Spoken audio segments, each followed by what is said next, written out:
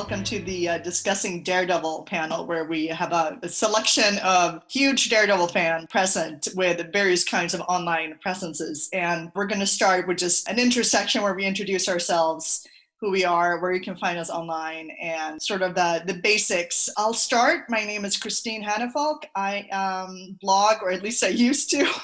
I've been kind of bad at it for the last couple of years, but I'm trying to remedy that at some point. Of the Other Murdock Papers, which is a Daredevil blog that I've been running since late 2007. And I am on Twitter at Chris_TOMP. I guess the easiest way to follow me if you want to follow me on social media, and or go to www.theothermurdockpapers.com. Moving on to a bigger web presence, Kuljit Mitra. Yeah, so I'm Kuljit Mitra. I've been running manwithoutfear.com since 1996. So that's almost 25 years is coming up. And yeah, wow. So and I can't believe I'm saying that I've been running that for 25 years, but yeah. So yeah, I'm on Twitter all the time. I use that mostly. I'm on Instagram. It's all Man Without Fear. I don't think I have anything different. I don't really use the Facebook too much. And next we got, I guess, relative newcomers to the scene from Joshua and Jamie do Daredevil. We have Joshua. Hello, everybody. Hi. Yes, my name is Joshua Gigan, and I am part of the co-host duo of Joshua and Jamie Do Daredevil.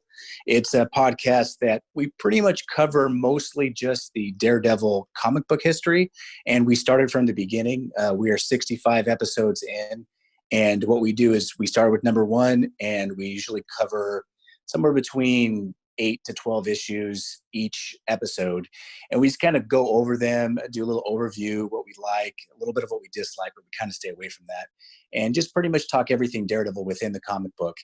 And we also don't just cover his self-titled series. We also cover anytime he makes a guest appearance, anytime he pops up in like a Fantastic Four, Spider-Man book, or any crossovers. Right now, we just completed, most recently, episode 65, and I think we're up to issue 283 of the self-titled series. So anybody who hasn't read a lot of the older stuff, who's kind of newer into Daredevil, if you check out our podcast, it's a great way to kind of learn a lot about his history. And me and Jamie, we try to make it fun, and hopefully you guys check it out. But you can find us pretty much wherever you can get podcasts online, but I know they're on iTunes and websites like that. But you can find us on Facebook and Twitter. Facebook, if you just search Joshua and Jamie Do Daredevil, will pop up. And on Twitter, our handle is JJDoDD Podcast. And we post all of the episodes there, so you can find them in any of those places. But yeah, so I am kind of newer into this, as Christine mentioned. I've only been doing it for, I think we started about 18 months ago or so. So 65 episodes in that amount of time, I think, is not too shabby. Yeah. Yeah, so that's where we're at this point. Okay, and last but not least, we have Emma from Daresplaining. Hi, yes. My name is Emma. I run a Daredevil blog on Tumblr called Daresplaining. I started it, kind of on a whim with a friend of mine in 2015, though I've been reading Daredevil for longer than that. And I basically talk about whatever I feel inspired to talk about regarding Daredevil. When the Netflix show was going on, I talked a lot about that, but these days it's pretty much mostly the comics, a little bit the movie, and various Daredevil related things. I post panels, I will post, news, and when they post the previews for the next issue, I'll put that up. So yeah, it's basically a Daredevil catch-all, and a way for me to get out all of my Daredevil thoughts and obsession in a place where other people might actually enjoy it. And I also have an Iron Fist blog on Tumblr called Book of the Iron Fist, tumblr.com, if anyone's also into that. And I'm also on Twitter, but I don't really do much there. So mainly if daresplaining.tumblr.com is where you're going to find most of my stuff. Very cool. Next, I thought we'd get to, maybe we can even actually start with you, Emma, and then go back the other way. Just kind of a bit brief background on how all of us got into Daredevil to begin with, and like our earliest memories of getting, coming into contact with this comic and what we loved about it and so on. So I'm going to give it back to you, Emma. Yeah, definitely. So I'm very much a newbie and relative to probably all of you. Definitely Christine Kuljit. I found Daredevil kind of randomly in February 2013. So I've been reading Daredevil for about 7.5 years. And I was fairly new to superhero comics in general at the time, and I was kind of reading everything because I just fell in love with it instantly and wanted to get as much as I could. And I was on the Marvel website, and I discovered the magical thing that sometimes the Marvel website will make issues available for free. So I was on there one night, and they, for some reason, had made Daredevil 500 available for free, the last issue of Ed Brubaker's run. And I have no idea why they picked that issue. It's a terrible entry point. It's a great issue, but it's a terrible entry point. But I read it because it looked interesting. I'd heard of Daredevil, though I didn't know much about him. I had no idea. It's a very confusing issue. I had no idea what was going on. I remember at one point in that issue, Foggy is being dangled off a roof by Black Tarantula, and I wasn't sure how concerned I was supposed to be because I didn't know if Foggy was a recurring character or not. That's how little I knew. But I was intrigued by it, and so the next time I went to the comic book store, I decided I would find more Daredevil, and I jumped right into Wade's run and got completely hooked, and I've been reading Daredevil ever since. That's very cool. So have you read like all of the older issues too, or are you fully? Yeah. I hesitate to say I'm a completist because every time I think I've read everything, I will find some random guest appearance in some issue where I would never expect to find Matt, but I've read a lot. Yes. So how about you, Joshua? Well, I'm actually kind of similar in the time frame. I'd say it was probably about 8 to 9 years ago is when I really got introduced to Daredevil. I always knew about the character. I had a few issues growing up just randomly here and there that I got as a kid, but I was actually working and I was driving or flying home for the holidays, and Jamie, who I do the podcast with, I asked him if I could borrow some graphic novels because I know that he's got a lot on hand, and he lent me the complete story of the Brian Michael Bendis run with Alex Maleev. And so I read those for the first time on the airplane, and I was just hooked. Like I didn't want the airplane flight to end. I was so excited just to keep reading. But that just instantly got me into it. And I kind of went forward from there, and I went to Ed Brubaker, who was next, and then got into the newer stuff and just kept reading. And then I hadn't really read anything in the past, any of his older issues, until Jamie reached out to me and was like, "Hey, I'm thinking about doing this podcast about Daredevil's history in comic books. I was wondering if you wanted to do it." I'm like, "Sure, yeah. So what are we going to go over?" And he's like, "Well, let's start with issue number 1." So then after the last six or 7 years reading just the newer stuff, I went back and then started reading all the older stuff where I was introduced to characters for the first time, and I enjoyed the entire process all along the way. And so that's kind of how I got into Daredevil. Cool. So Kuljit, we know it was more than 25 years ago, right? Yeah, now I feel like I'm an old man in this. Okay. Yeah, like in the 1984 maybe. I think grade 7 for me. I just stumbled upon comics. My neighbor actually had a comic collection, and he just introduced me to comic stores. I didn't even know that there were actual things, right? So there's a famous store, Silver Snail, downtown Toronto. So at that time, I think I was just getting like Transformers or G.I. Joe, stuff like that I had seen in cartoons. And I knew Spider-Man. I didn't really know anything Marvel related. But there was one day that I just found like this paperback, and it had these reprints of Daredevil in it from Stan Lee and Wally Wood, like Fellowship of Fear with Mr. Fear, and then also Matador, these really old stuff, and I loved it. And this was just like some random book I just picked up. Like I didn't know anything about Daredevil at all. And then from that, then I went to, I found a comic store, coincidentally, where they filmed that Dawn of the Dead, or remake. There was a comic store in that mall. So in there, that's where I picked up issue 219 by Frank Miller. And I had no idea what was going on in this comic because Daredevil really isn't in it. And Matt Murdock is just running around this town, I don't know, being strange and not acting like, the book that I had read. But I stuck with it, and I kept collecting ahead. So then I read the 220 Denny O'Neil. Then I went backwards. So from there, I just kept on going, and I was reading Born Again while I was reading his original stuff. So I was like going forwards and backwards, like just collecting back issues and the current issues at the same time, like that. And eventually I got them all. Like maybe about 10 years ago, I think I completed like everything up to that point. And so now I think I have pretty much every issue. There are some of the variants and things like that, which, I can't afford them because they're just crazy, prices for no reason. And yeah, and then in 96, I was still in university, and I was learning this this new thing called the internet and this HTML coding thing. And I said, oh, I'll just make a page of my favorite character. And then look what happened. The rest And is then history. I just kept on working on it because it was, at that time, there was still a small community of comics on the internet.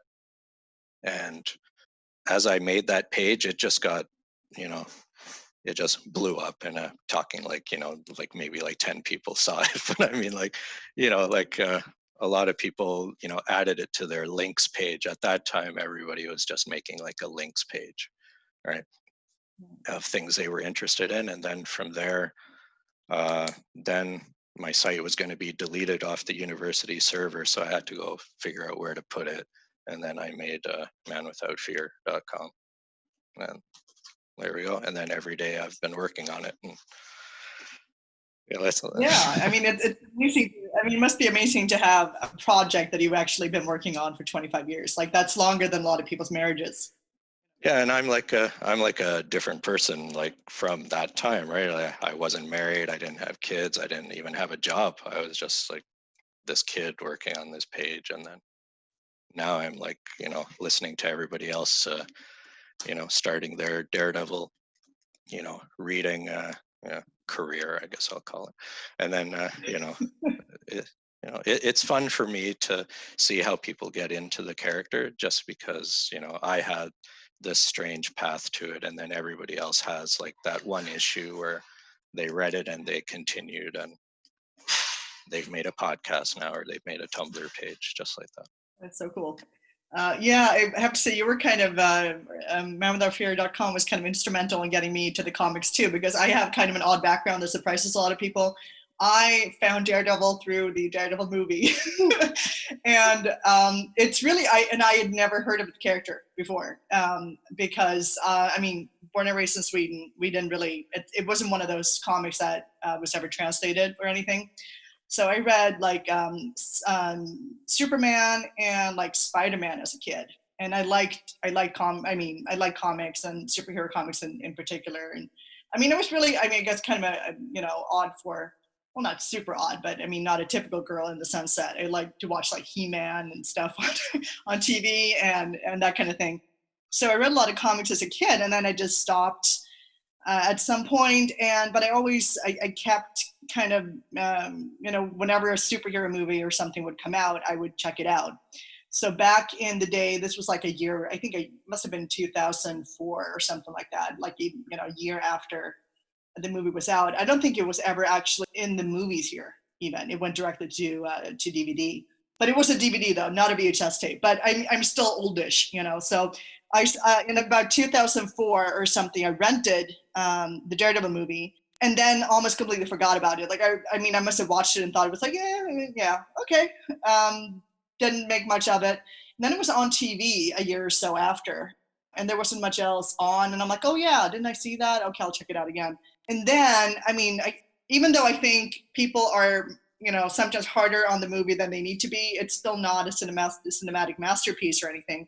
But what occurred to me was that, this is really, really interesting kind of hook for a character. Like, I thought the concept of the character was so interesting that I started like looking up online where I could find out more, which of course directly led me to manwithoutfear.com. And I'm like, oh wow, there's this whole community of grown-ups who read comics, and this one in particular. That really kind of awakened something in me. So I'm like, okay, I'm gonna have to really dig deep here. And I think I started with, I think it was Joshua who mentioned that you kind of start everywhere at once, or maybe the rest of you did too, because I got the Frank Miller trade paperbacks. At the same time, I started reading like from where volume 2 started, and then I bought like the masterpiece or the masterwork, collections.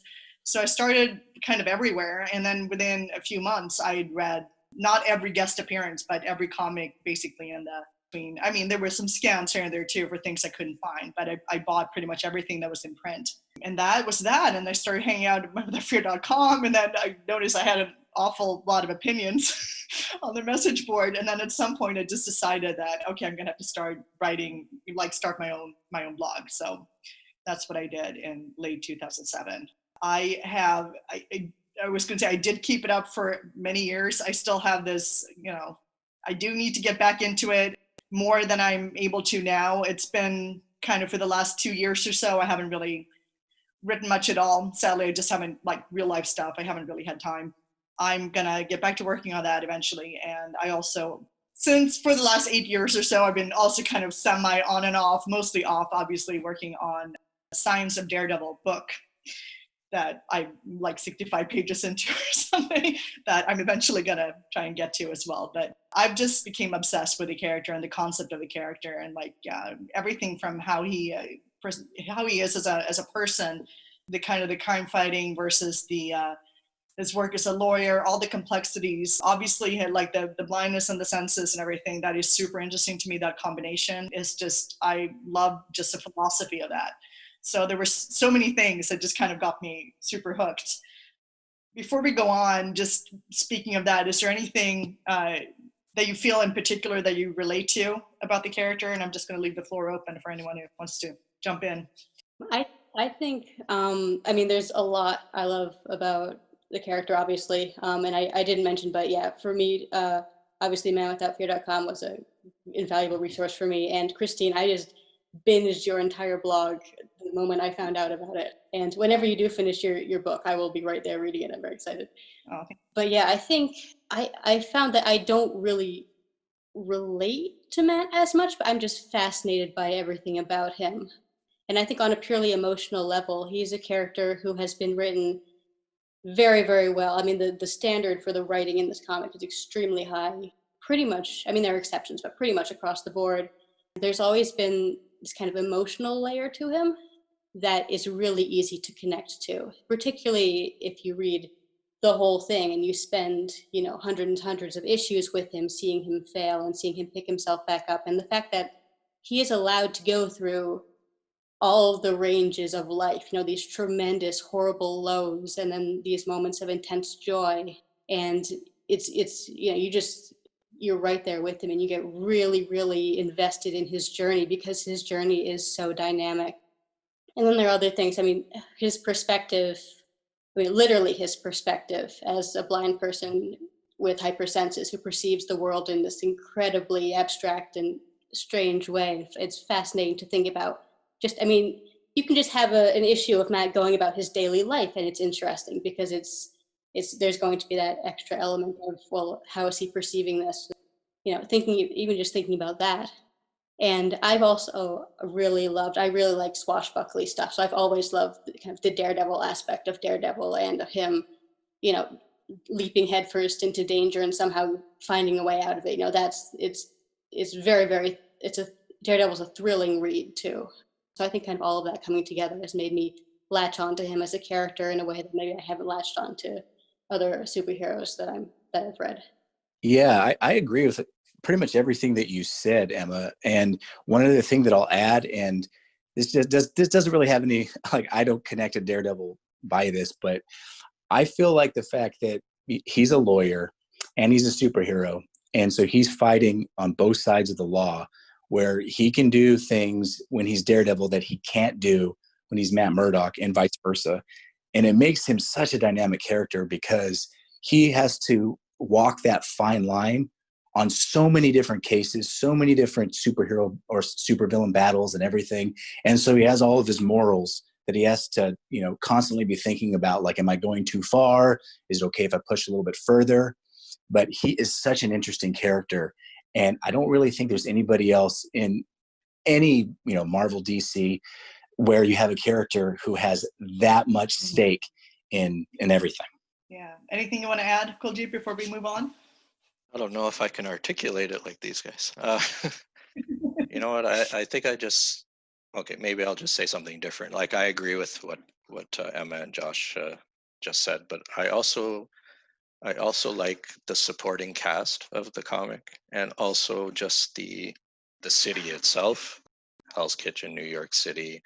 I like how that is a character as well, and also I just like the supporting cast, like how they also try to keep Matt in the right direction, because he's all over the place sometimes, because he just listens to himself and he really needs that guidance. So remember, when I started reading this comic, I was a young guy, right? So I really like the ninja stuff, and I like the blindness gimmick, and that's what I got into.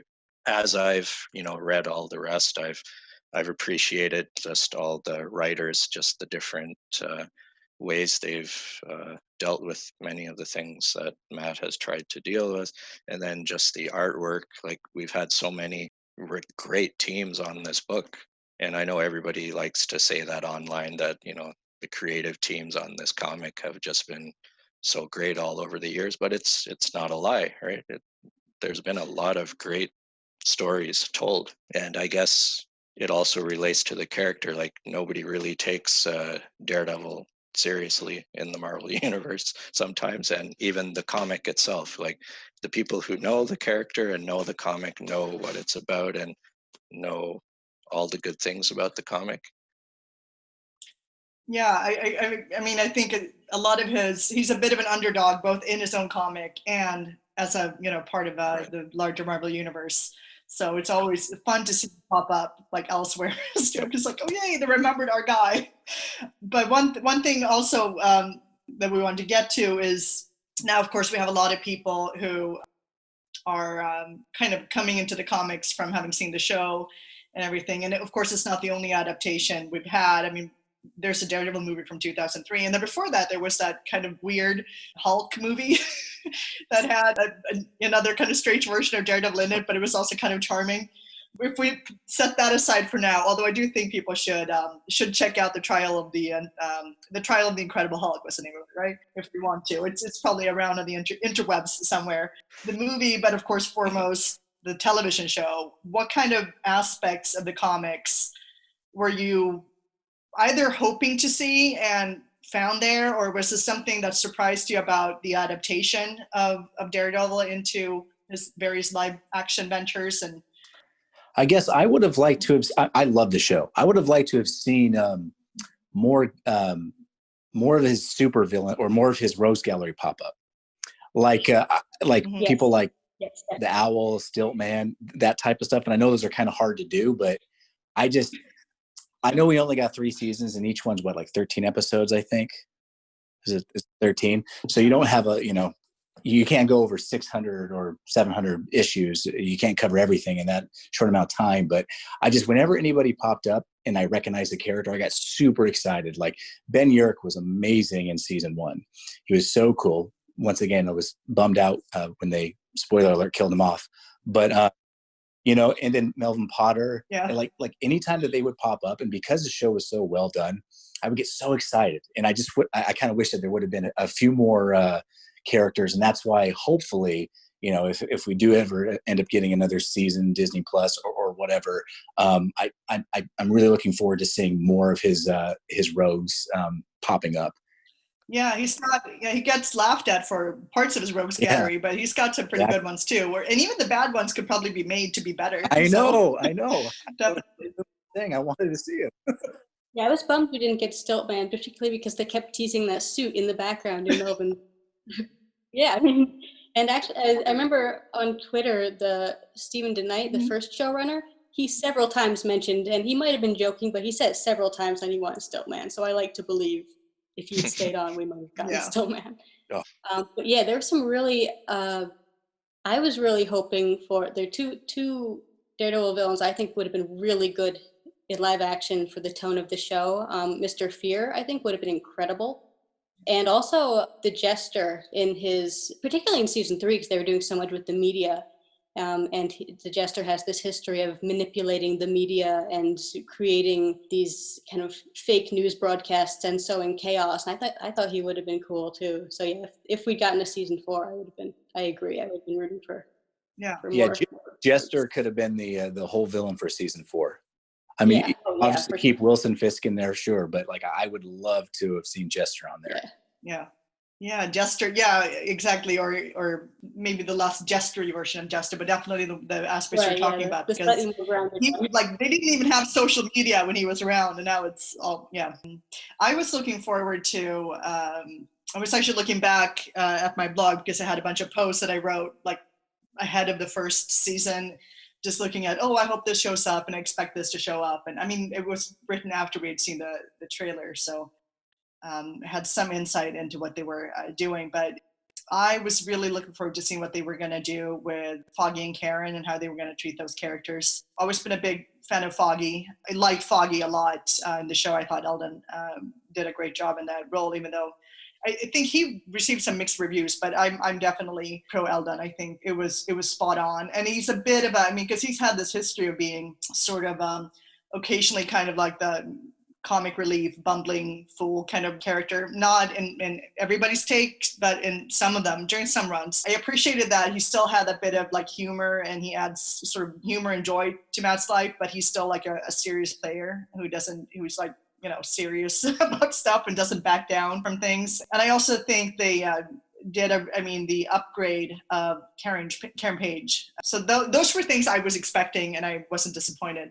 And I'm also really happy, since I'm one of those like super nitpicky, how are they treating his senses and blindness stuff. And even though I still have my list of nitpicks, you can find them on my blog, I'm mostly happy with how that ended up too, because I thought it would be an interesting sort of exercise of character from sort of this fixed panels in a comic book into live action, where you will have to see the character's movements at all times. And that's that makes it sort of, you have to think more about how you sort of present him, like reacting to the world around him a lot more than you do with just a static comic book page. And I think they handle that really well too.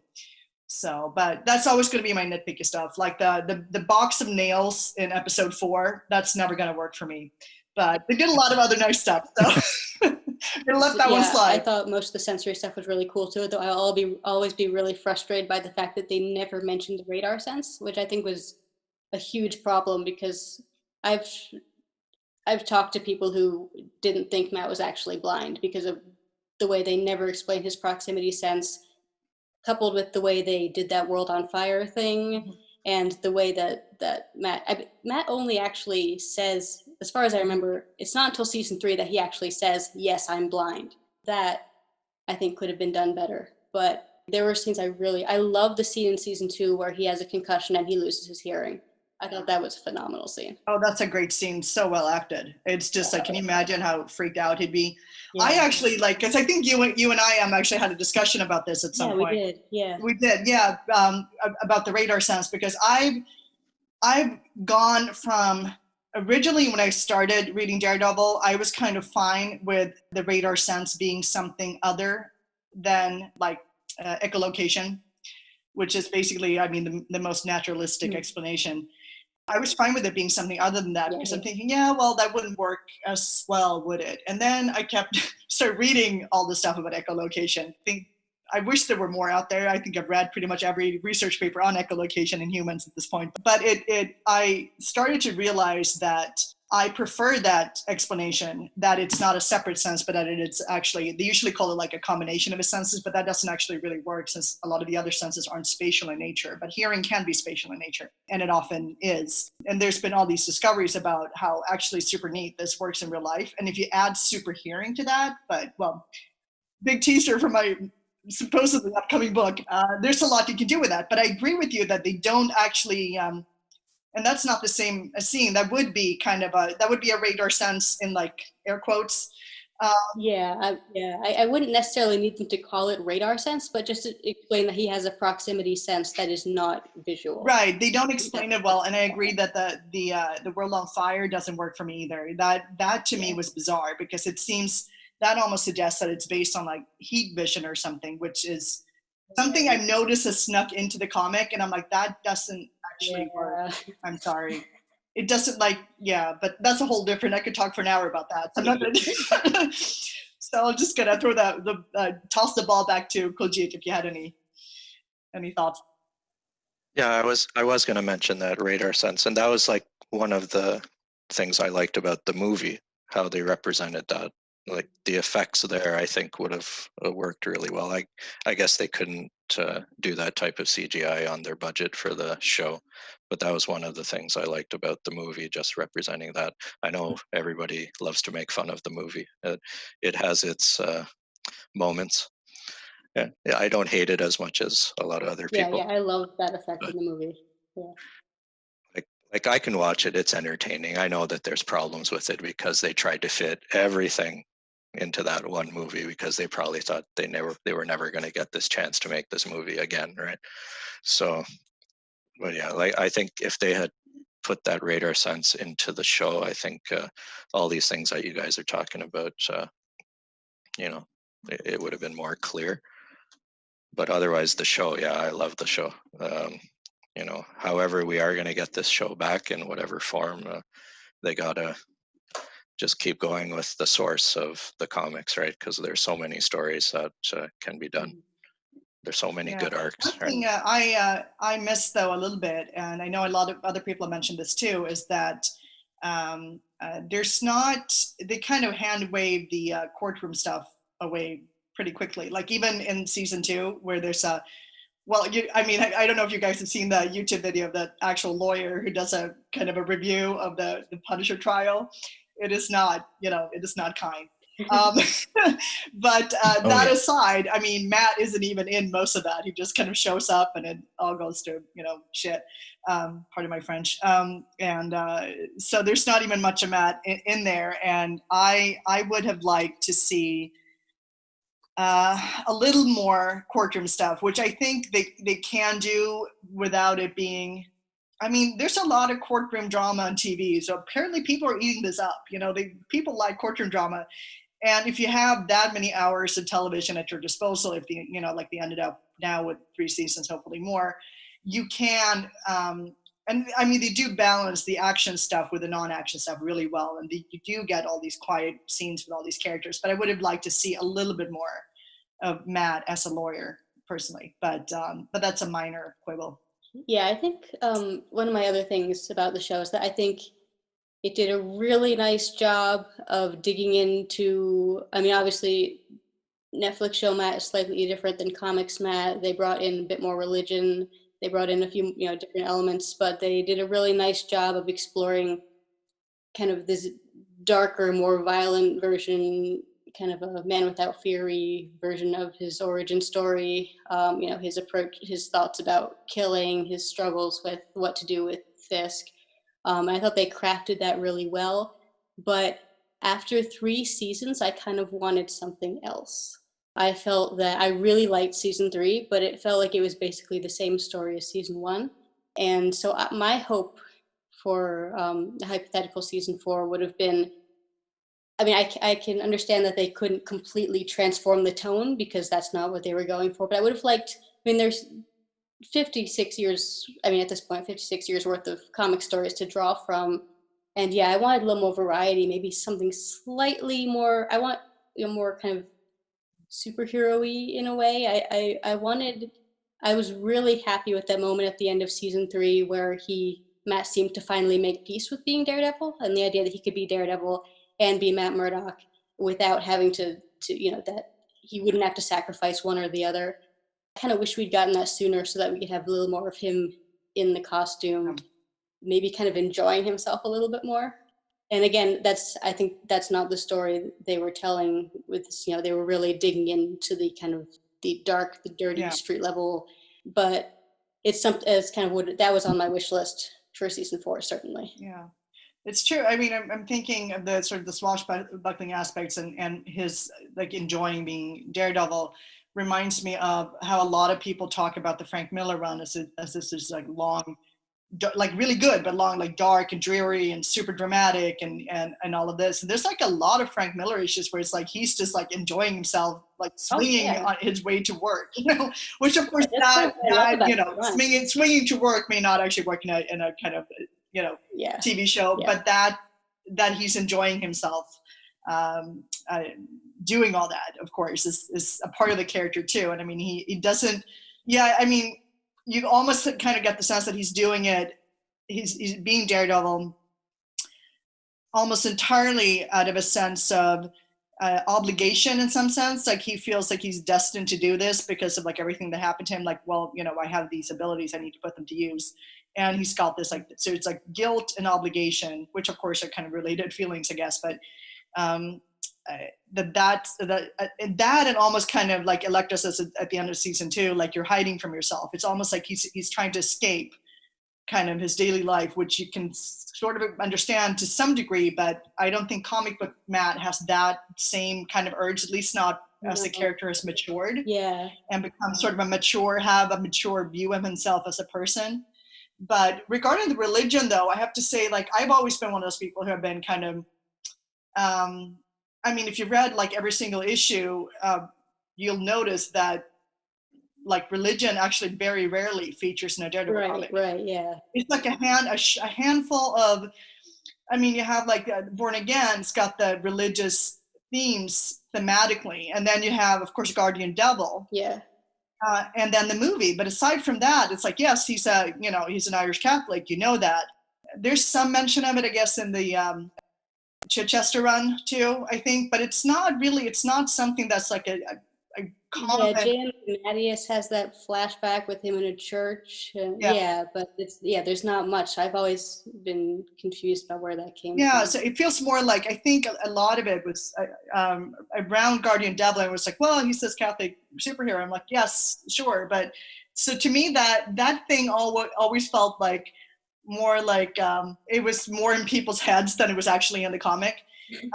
Having said that, though, I do think that they handle like the religious aspects of the show really well, and I don't think it's heavy-handed, which it could be. And this is coming from like a Swedish agnostic. We're all heathens here, so it's not. And I can understand for people who do have faith, who feel that this is a super important part of a character, and I'm like, all for that. Would never take that away from anyone. But for me personally, that's not been an important aspect of the character. And it's something that could get heavy-handed, but it doesn't, which I think is also a real credit to the showrunners and the writers, that they can introduce it, but it has more universal appeal. Yeah, definitely. I'm the same. I'm the same. I'm not religious in any way at all, and I was worried about it, but I agree. I didn't feel like it was overpowering or in any way. And I guess that's the problem with a lot of people who don't know Daredevil outside of the ones that they hear are supposed to be the ones they're supposed to read. So they always go to Frank Miller. And then even some of the writers who come on, they make their own version of Frank Miller's story. So that's what Guardian Devil did, right? Like Kevin Smith was a fan of Frank Miller, so he wanted to do something. So, and I guess a lot of the people who are in comics as well right now were brought up on that same time period. I think where I also started reading Daredevil, the Frank Miller stuff. Everybody always says Frank Miller. Yeah. And I think people just need to see some of the other runs, and just to see that there are other runs that don't involve him moping around all the time and just being sad all the time. There are so many runs where he's just like in a good mood the whole comic, right? So, but nobody wants. I love it when he's happy. Right, like I nobody do. wants to read that apparently. So Right, yeah. I've actually been doing a feature on my blog where I try to post just to prove to people that Matt does actually enjoy life sometimes. Yeah. 'Cause yeah, one of the things that I love about Daredevil is that for me, it seems like it's very much an empowerment narrative. It's Matt having spent his childhood appeasing his father, kind of him wanting to go out and play and do these fun things, but feeling like he can't. And then, being bullied and feeling like he can't fight back. And then being blinded and feeling like that has depowered him and having these powers, these senses that he initially doesn't know what to do with. And then his father being killed by characters who are essentially presented as kind of bullies with guns. And then Matt finally saying, okay, enough, I'm going to fight back now. And then him taking the name that was given to him by people who were trying to put him down and giving himself, kind of power and freedom through becoming Daredevil. And I think part of that is there are a lot of early issues where he talks about, well, am I doing this to help people or am I just doing this because it's fun? And I really like that as a part of his character, the idea that this is something that he enjoys doing. And that's why he does it. It satisfies this kind of need within him to take risks and to go out there and to be athletic I do think that's a very important aspect of his character. I think we pull a lot from Frank Miller because that was what was available. Because if you take a look at it now with Marvel Unlimited and Comixology and everything, you have access to a lot of comic books that it was a lot harder to find. And so we all kind of or I guess fans in general tend to kind of lean on the Frank Miller era because they heard it was good and it's easy to get. Like just right after that, shortly after we got the Anacentes run, and it's fantastic, but it's hard to find. It's hard to find a lot of those issues around. And there are, she tears Matt apart, but there are certain issues in that run, especially at the beginning, where Matt is happy, where he's in love with Karen and times are really good. But fans of Daredevil, and specifically fans of the TV show, that are trying to kind of reach out to comic books, they don't really know about those because you don't hear about them, you don't see them anywhere, and unless you have the app and you're going through issue by issue, you're going to miss them because they're not at comic book shops, like in collected volumes, or if they are, they're super rare. This actually presents a perfect segue to kind of our last point of discussion here, or not so much discussion maybe, but for people who are listening to this and who haven't read the comics or maybe just read one and are super confused. And as you all know, the numbering system in comics is still, Daredevil is relatively straightforward compared to like Spider-Man, like a billion books. Yeah. So, with Daredevil, it's at least feasible that you can actually read the entire run easily and not be super confused. But for people who are trying to who are interested in reading the comics, what do you think what would you recommend as a good, not necessarily jumping on point for where like a comic is now, because of course that would be the most recent run, but if they want to get to know the character, like a self-contained run they can read, and if you have more than one example, you could, if you want to suggest something.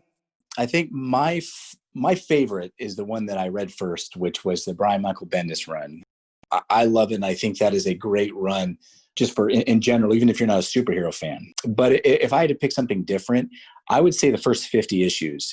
That's Stan Lee. I think he wrote the first 50. If not, it was right around 50. He wrote some really, really good stories. And he had Gene Colan on the art for a lot of it. John Romita Sr. and before that, Wally Wood and everybody. But that first group of 50 issues, you have so many fun issues. You really do. Where they introduced, the threes or those 4 issues with the Jester are outstanding. You get a lot of really, really cool characters, Stiltman, Owl, and you get to learn the history about these characters that are still in the comic books today. So I'd say go back to the beginning. I know it is kind of hard for some people to sit through how wordy comic books used to be and how there's that campiness feeling that we always hear about in stuff from the 60s and the early 70s, but I say start at the beginning because you get to learn a lot about the character and you get to see Daredevil have some fun and, a lot of that swashbuckling that you guys were talking about. Yeah, definitely. I agree. I I'm a huge Mike Murdock fan, so I always say yes.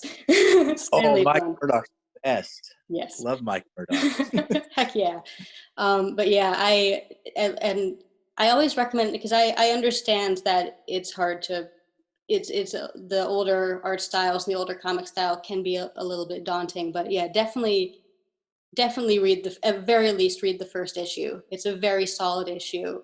Particularly if for people who are Netflix show fans, Netflix Matt's origin story is quite a bit different than Comics Matt's origin story. So I think that's kind of an important issue to read regardless. My kind of go-to recommendation actually is also the run that I started with, which is Wade's run. And because I think not only is it just a fantastically written, fantastically illustrated comic, but it also contains a lot of kind of the core elements of Daredevil. So it's a really good kind of primer for the character. And it was designed partly to be an entry point. It's the post Shadowland, Matt restarts, so it's a good place to jump in without being super confused. For people who are fans of the Netflix show specifically, I have tended to also add, Bendis's run, because tonally it's going to be more familiar to them. It's kind of the more street level noir. The show drew a lot from that run. And you can go through Bendis right into Brubaker and then get a pretty big chunk. And then I guess also, I'm not particularly enjoying the current run, but the current run is specifically blatantly designed for Netflix show fans. So I also have to mention that Zdarsky's run, which is issue 21 is coming out next week. So you can hop in there with number 1, and then, there's not too much catching up to do. So that's my thought. Yeah, I guess it just depends on like where you were introduced to the character. If you're coming from the show, obviously you're probably going to say like what Joshua said, like go right to volume 2 and just read from there. Obviously the Miller stuff, everybody recommends that. So for me, it's funny is like when I started reading, I had no idea who Karen Page was, like after those initial issues that I read in that paperback, right? So obviously I had no idea she left the comic. I had no idea what she was doing, and her selling Matt's identity to the Kingpin, all of that stuff was like, I don't even understand what's going on. And it's funny now when I reread Born Again, it's like, oh yeah, she was going through drug withdrawal. Like at that time, I had no idea what was wrong with her, right? She was just sick, right? So it's just funny, like how I read that stuff now, and it's like completely different. But yeah, like also the Ann Nocenti stuff, yes, definitely.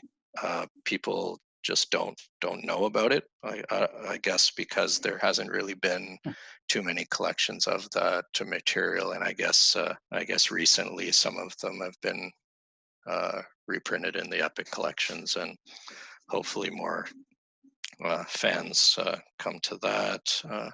But yeah, I think it just depends what you want from it. Like if you're looking for the tone, like what Emma said, you're going to go to the volume 2, or you're going to go to the current run. If you're looking for something that's quote unquote lighter, then you'll go to the Wade material. But if you read some of the Mark Wade stuff, it's not really lighter.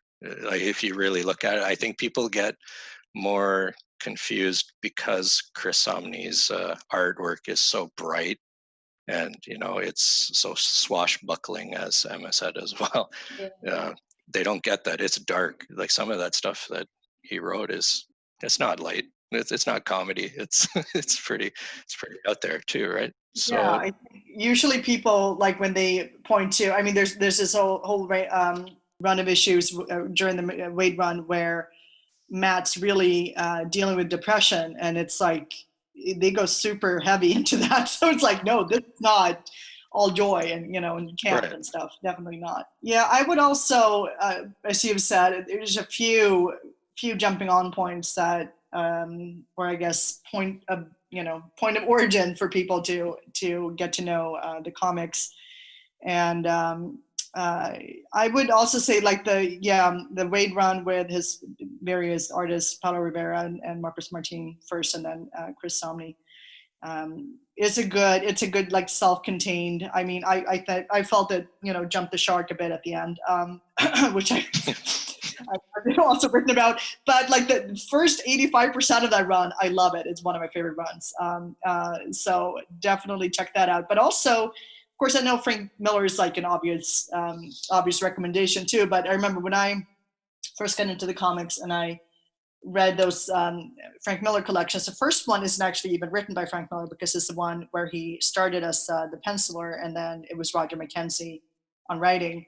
And I actually enjoy the Roger McKenzie issues a lot too. I think the first issue in like the first of the Frank Miller collection it's like in the middle. It's like mid-story with that first issue. So I remember being slightly confused when I read it, but like I got into it super fast. And either there, or if you want to go to where Frank Miller started writing, that of course is also a beginner-friendly place to start, even though it's the obvious one for a reason.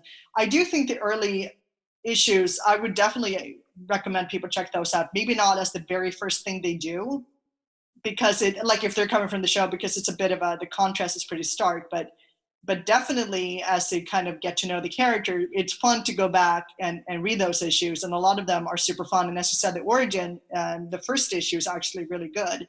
The second one is my favorite one to make fun of because it is bonkers. It is so bonkers. It's just like, what the heck? But a lot of them, some of them are pretty heavy too. I mean, if you look past the Silver Age nuttiness of it all, and a lot of them are very enjoyable.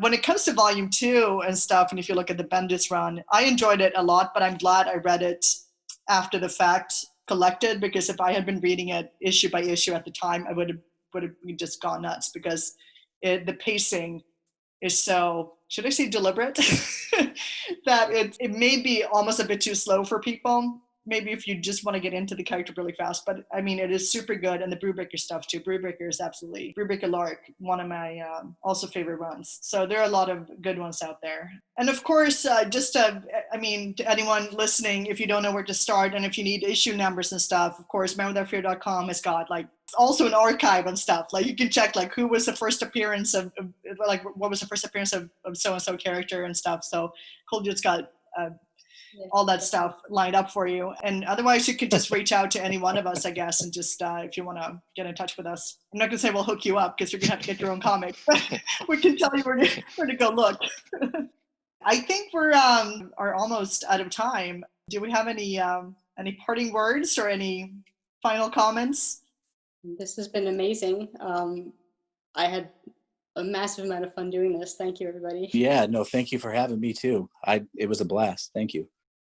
Yeah, thank you very much. I try to keep in the background, so yeah, I always have problems, accepting these kinds of interview requests and things like that. Like, I don't really like talking about Daredevil. It's weird, right? Like, I like giving all the information to people, and this is where you need to go and stuff. But actually asking me why I like Daredevil and things like that, I always get all nervous about that. It's like, why do I like Daredevil? And then I start thinking about it too much. So you start doubting your commitment. Yeah, it's like, yeah, why have I been doing this? But yeah. I think I've just been doing it because I like helping people get into the character. Like, that's pretty much why I started it anyway. Yeah, and you've done a great job of that. I think it's me and a bunch of other people who owe you a debt of gratitude for introducing us to, well, not the character in my case, but definitely showing us where to go and letting people know that there's a community of fans out there. So there's a really strong sense of fandom there, which I really appreciate. And it was also fun to talk to you, Kuljit, for the first time after talking to you on your website a bunch of times and on Twitter and I know it is. And email and stuff. So it's been a lot of fun for me too. And I was so glad we were able to set this up. Hope we got some new fans out there who may be interested in picking up the comics. So with that said, I think this is it. It's just past midnight my time, so it's a perfect time to wrap up. So thank you, everyone, and thank you to everyone who's been listening. Bye. Thanks, everyone. Bye. Bye-bye.